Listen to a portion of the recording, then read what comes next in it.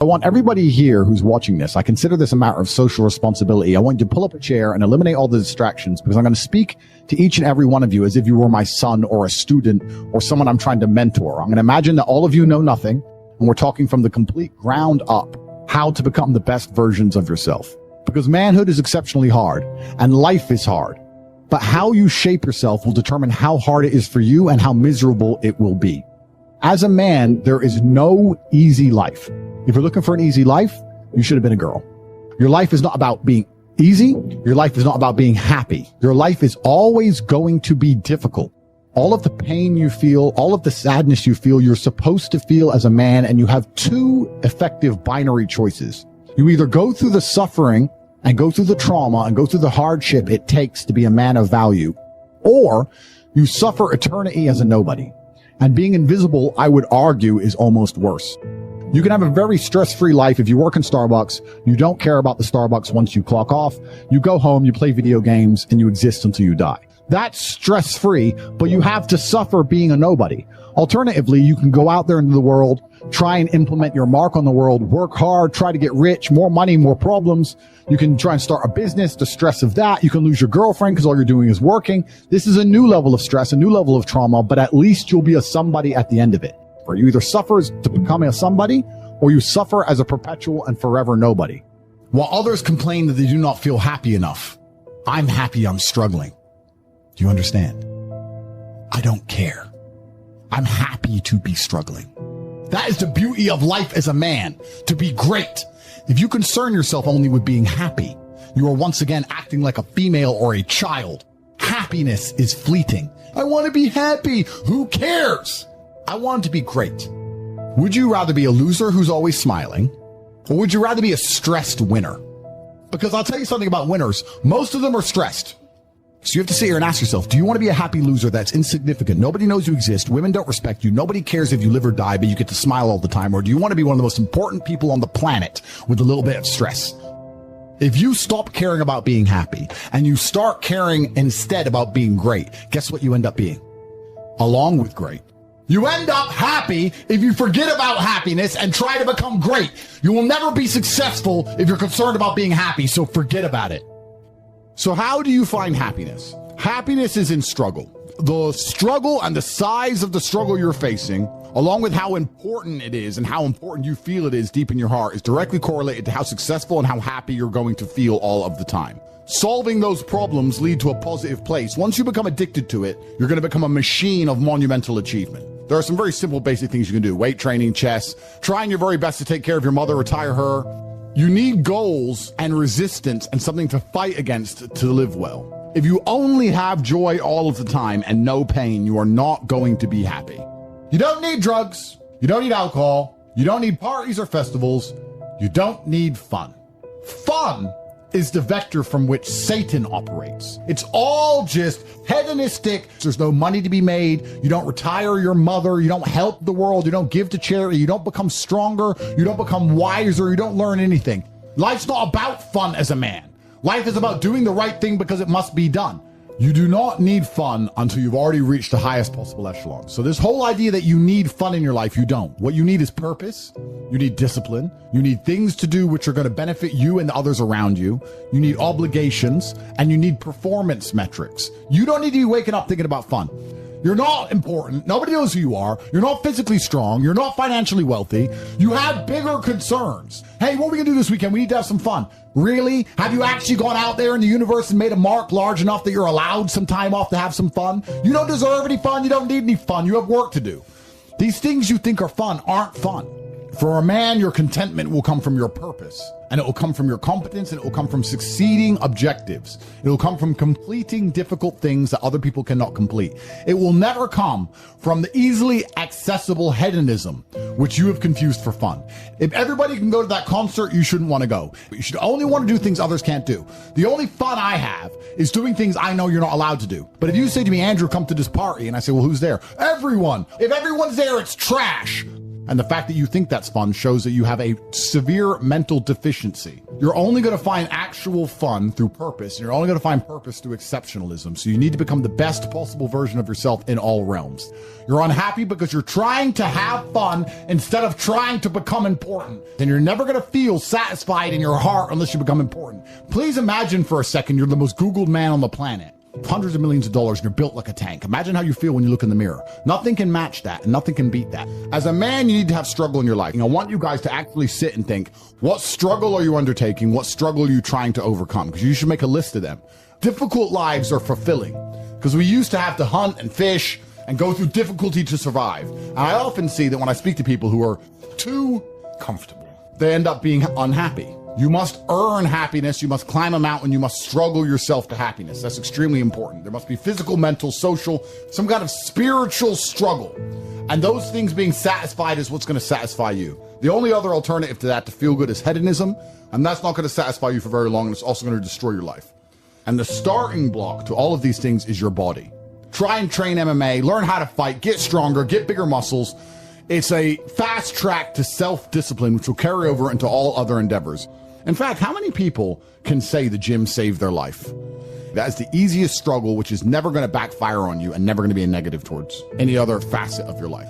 I actually find it amazing that there's people out there who aren't in perfect physical condition. Guys, let me tell you all a newsflash. If you eat right and you train hard, you look good. It's almost impossible to be fat and look bad if you eat right and train hard. So why don't you all look like superheroes? Do you not understand how intimidating that is just when they look at a group of people and they all look like superheroes and they can tell they're all disciplined, all dedicated, all physically strong? The struggle is what's beautiful about it. First, you want to become as strong as physically possible. Next, you want to try and make as much money as possible. Not even necessarily for the money, although money is extremely important because it allows you to take care of yourself, but there's the challenge involved, and solving that challenge is going to make you feel more satisfied as a human. Happiness comes from success, and making money is success. What did Napoleon say? Glory is fleeting, but obscurity is forever. And when he says fleeting, that's a really good point because everything in life is rented, especially your glory as a man. When you have a good body, it is not a good body as complete. It's not finished. You haven't completed the task. You have rented that good physical condition. You must train every day to retain it. You don't just get a good body and you're done. You still have to go to the gym every day to maintain that good body. You don't just get a hot girl and it's done. You still have to work hard for her to always love you and respect you. You don't just start a business and now you're rich. No, you have to start a business and work on that business every day. If you take your eye off the business, it will fail. Everything in life is rented. So when he says glory is fleeting, he's also absolutely not correct. You have to constantly and endlessly work for it and make sure that you never stop. Otherwise, it will be taken from you. But obscurity is forever. If you never make a mark on the world, then you effectively never existed. And when you're gone, nobody will care. And this is genuine choice for you people at home. Do you want to live in obscurity forever and be invisible and not matter and have an easier life?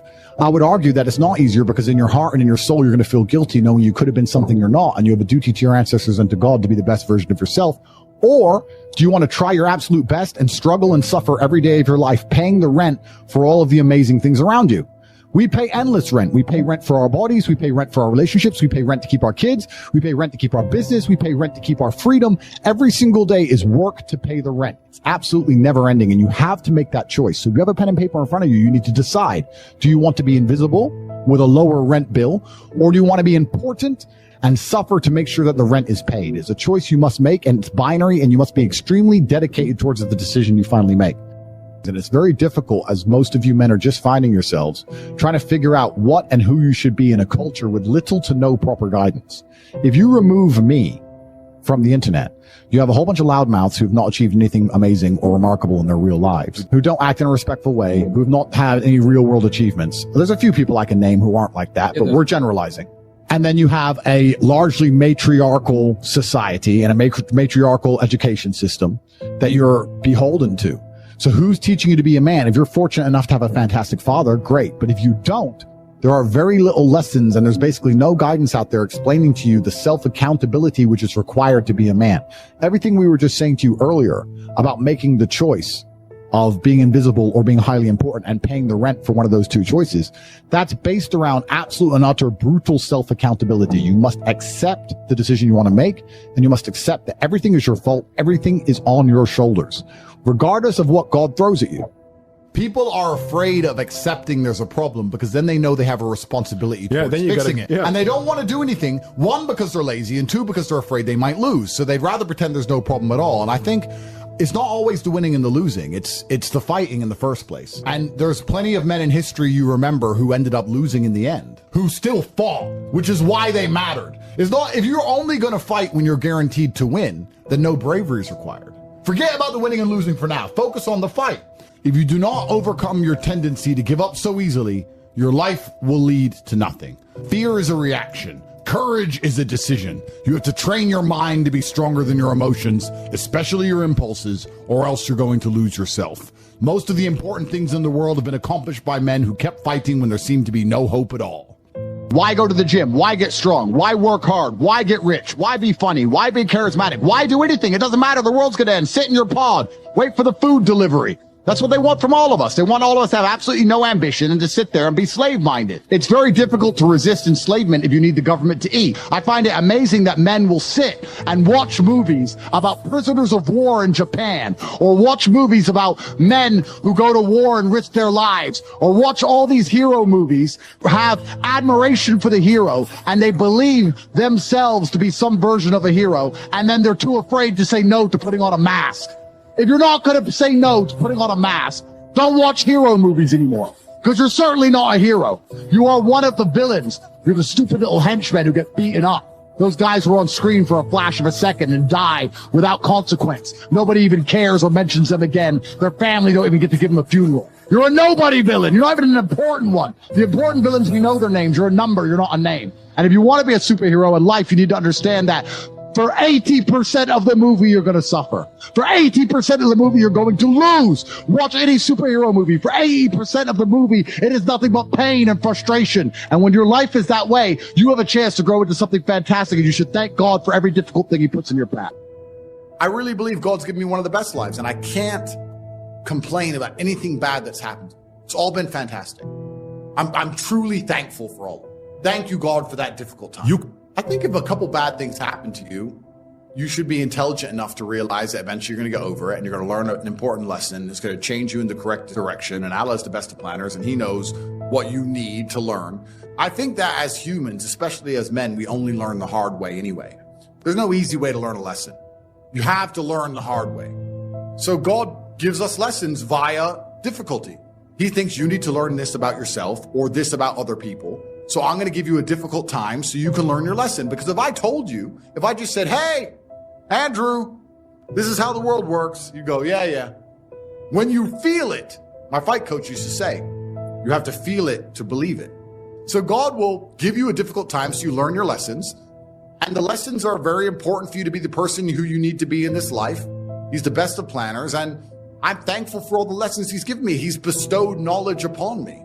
How could I not be grateful to God for making me so intelligent and wise, and the ability to look into things so deeply and come up to the right decision and basically predict the future perfectly? How did I know how the world works? You have to have difficulty happening to you all the time. So when you sit and say, I want an easy life, what you're saying is you're a dummy, and you want to be a dummy. You want to stay a dummy. I want an easy life, and I don't want anything bad to happen to me, because even though it will teach me lessons, I'm too big of I can't handle the emotional pain. I can't handle the stress. So you want to stay a dumbass. If I want to be smart, then hurt me. All of the wisdom I have, all of this knowledge I speak, all of these things I say have been learned through basically difficulty of life, through professional fighting and being poor and all bad things happening to me and struggle. All of my lessons have been bad things, bad events, bad scenarios, bad situations, pain, suffering, resentment. All of these horrible emotions are how I've learned everything. So I thank God for giving them to me. And anyone who wants an easy life wants to stay a dummy. What do you learn if you just get money, you sleep with some girls, you go to some restaurants? What do you learn about anything? When bad things happen to me, I just kind of enjoy it. And I think that maybe it's perhaps I just enjoy it for the story.